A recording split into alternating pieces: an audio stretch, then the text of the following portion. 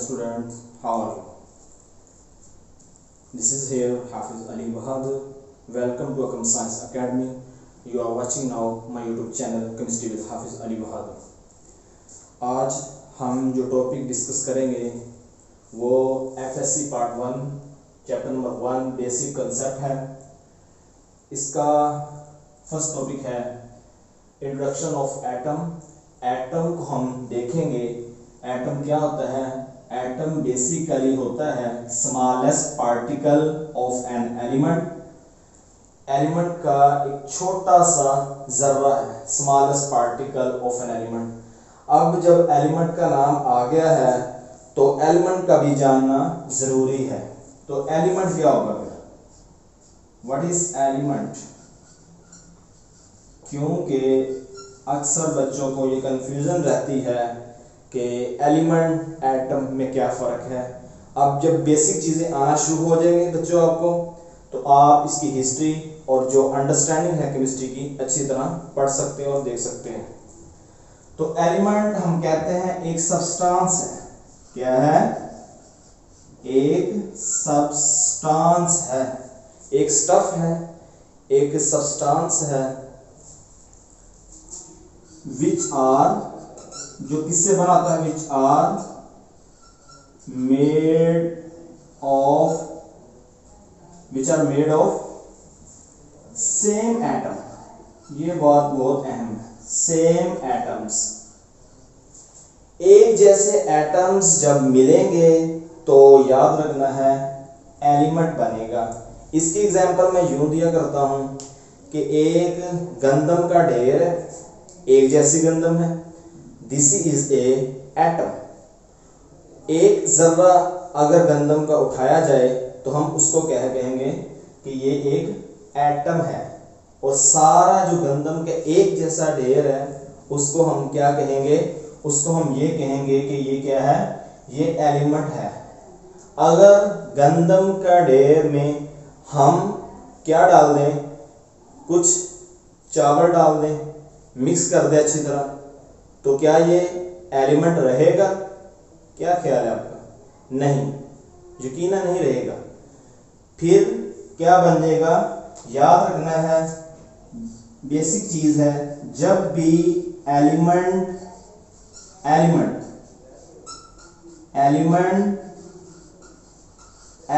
मिलता है तो दैट इज कंपाउंड। क्या बनता है? कंपाउंड बनता है। क्या बनता है बच्चों? कंपाउंड बनता है। तो फिर क्या बन जाएगा? वो कंपाउंड बन जाएगा। तो एलिमेंट एटम क्या है? Is the smallest particle of an element which में, अब इसको हम डिफाइन करने लगे हम, विच में और may not have independent existence. कुछ एटम होते हैं जो इंडिपेंडेंट होते हैं, कुछ नहीं इंडिपेंडेंट होते हैं। एग्जाम्पल डिस्कस कर लेते हैं। इसके अलावा एक और पोर्शन इसमें ऐड कर सकते हैं आप लोग। टेक एटम होगा, वो यकीनन क्या करेगा? Take part in a chemical reaction. वो जरूर केमिकल रिएक्शन में हिस्सा लेगा। क्या करेगा? वो जरूर केमिकल रिएक्शन में हिस्सा लेगा। अब हम एग्जाम्पल डिस्कस कर लेते हैं। कौन से आजादाना रह सकते हैं, कौन से आजादाना नहीं रह सकते। जो हीलियम है, नियोन है, आर्गोन है, इस तरह आगे क्रिप्टॉन, ज़ीनॉन, इसको क्या कहते हैं हम? ये क्या है? इंडिपेंडेंट एग्जिस्टेंस है। कभी भी आपने हीलियम, नियोन, आर्गोन को दो को कंबाइन नहीं देखा, ठीक है? ये को क्या है? इंडिपेंडेंट एग्जिस्टेंस है।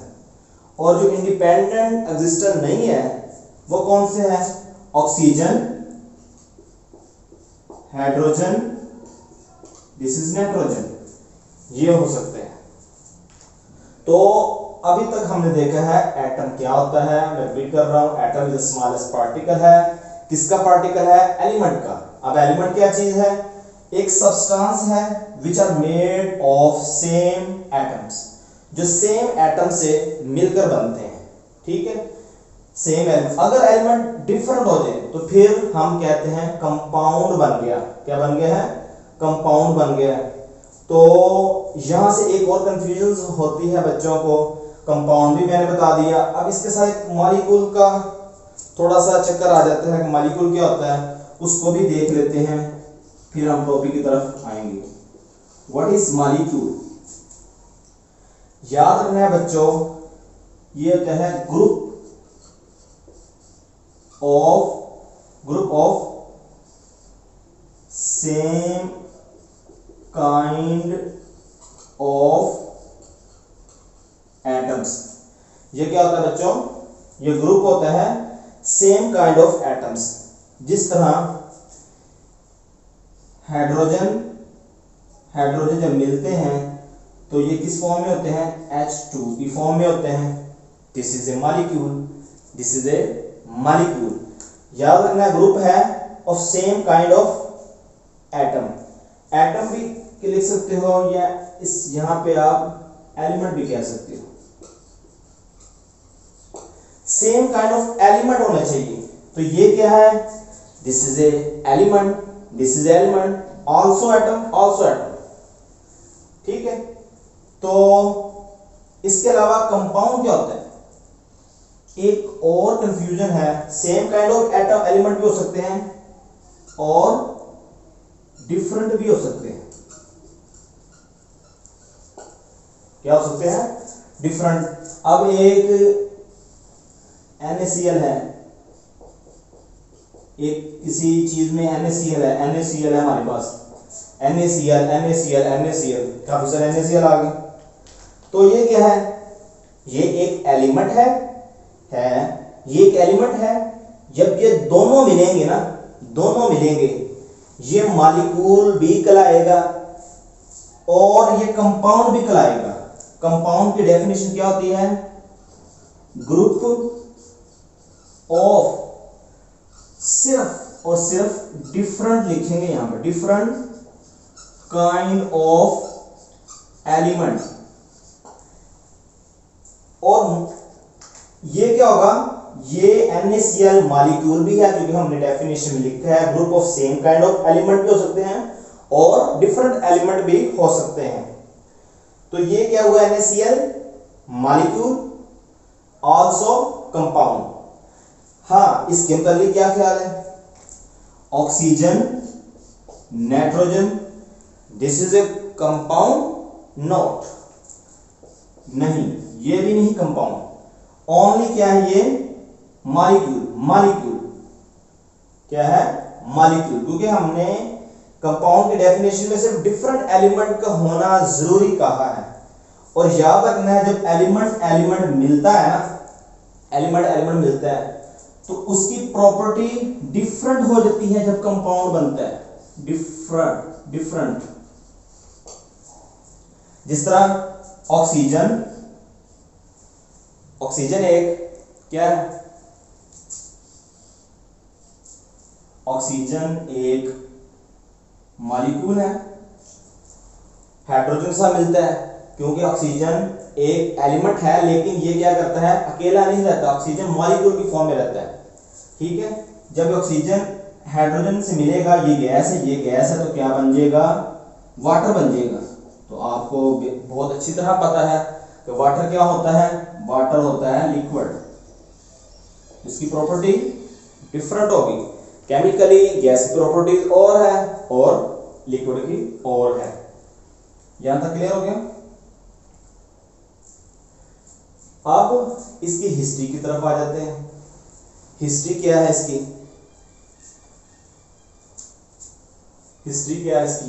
तो ये मैं मूव करने लगा हूं।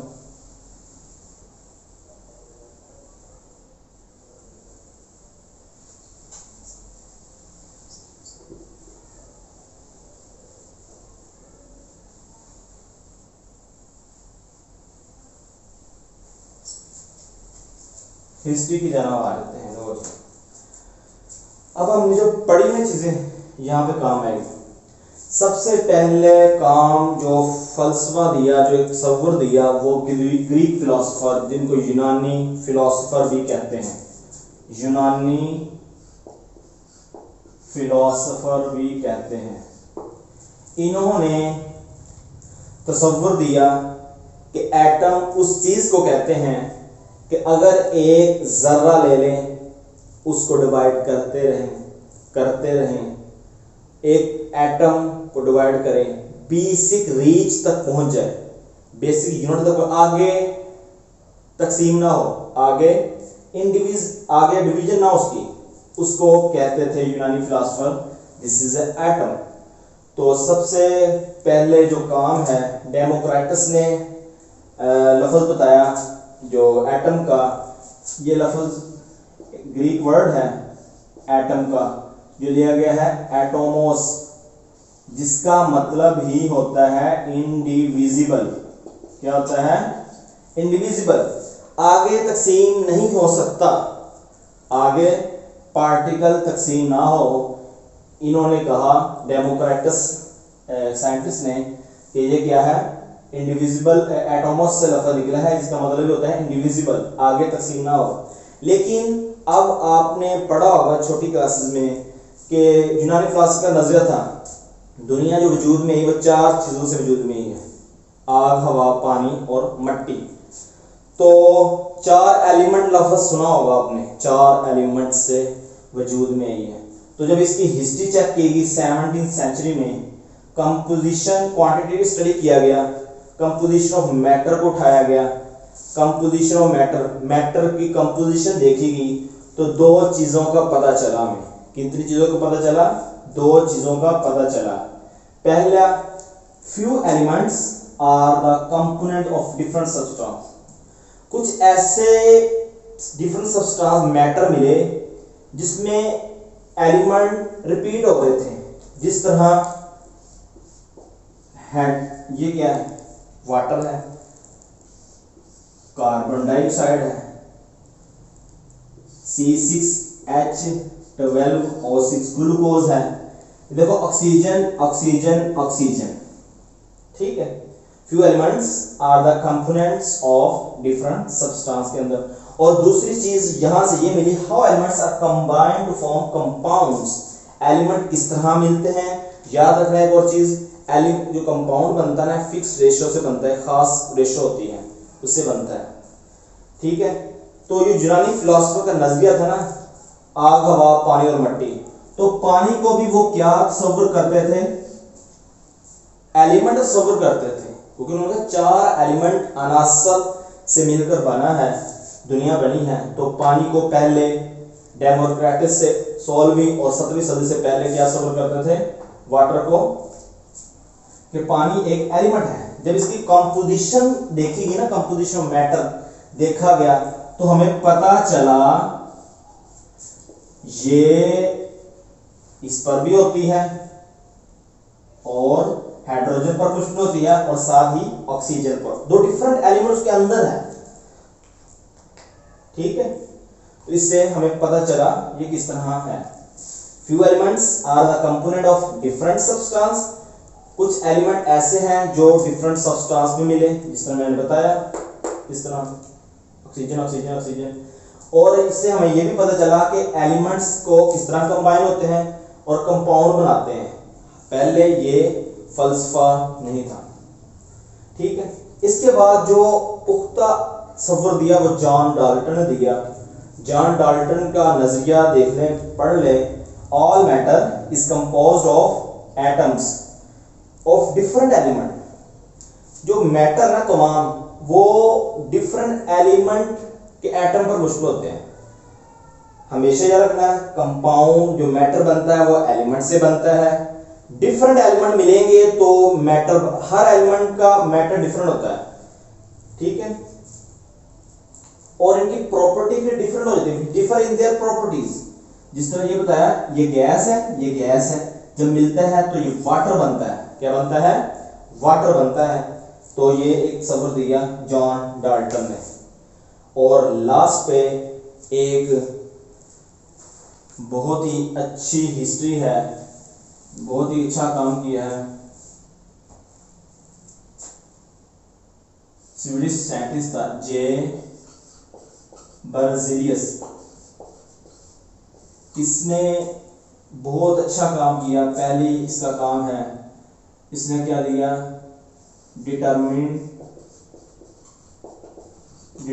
द एटॉमिक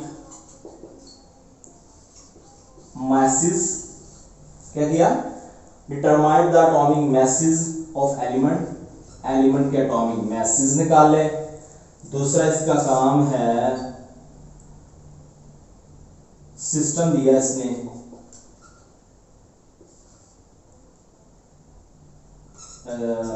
सिस्टम दिया किसका, giving a symbol of element को सिंबल देने का एक सिस्टम डेवलप किया। जिस तरह हम देखते हैं कि हाइड्रोजन जो होता है इसको किस तरह सिंबल ज़ार करते हैं, सोडियम को इस तरह ज़ार करते हैं, ऑक्सीजन को इस तरह करते हैं, सो ऑन। और लास्ट पे हम देखते हैं को मॉडर्न डेफिनेशन जो हमने पढ़ी है वो देखते हैं। लास्ट पे हम देख रहे हैं, जब हम आज की बात करते हैं मॉडर्न, हमने डेफिनेशन है स्मॉलेस्ट पार्टिकल ऑफ एलिमेंट, जो आज़ाद भी हो सकता, आज़ाद नहीं हो सकता। जब लेटेस्ट सर्च की गई तो पता चला मोर देन क्या, मोर देन 100 सब एटॉमिक पार्टिकल होते हैं। एटम के अंदर मोर देन 100 से भी कम, 100 से भी ज्यादा सब एटॉमिक पार्टिकल मौजूद हैं। 100 से ज्यादा पार्टिकल मौजूद हैं एक एटम के अंदर। तो जो बुक में मेंशन किए गए 5 वो बता देते हैं। न्यूट्रॉन, ये बहुत मशहूर है, आपने पता है आपको। प्रोटॉन, इलेक्ट्रॉन, न्यूट्रिनो बताया गया है, हाइड्रोन बताया गया है। इसके अलावा ये 5 है बुक ने दी है, इसके अलावा 100 से ज्यादा है। देख लो कितना छोटा एटम है, उसके आगे है चीजें। तो इन तीनों को जो बेसिक है इसको बोलते हैं, क्या बोलते हैं, फंडामेंटल पार्टिकल। फंडामेंटल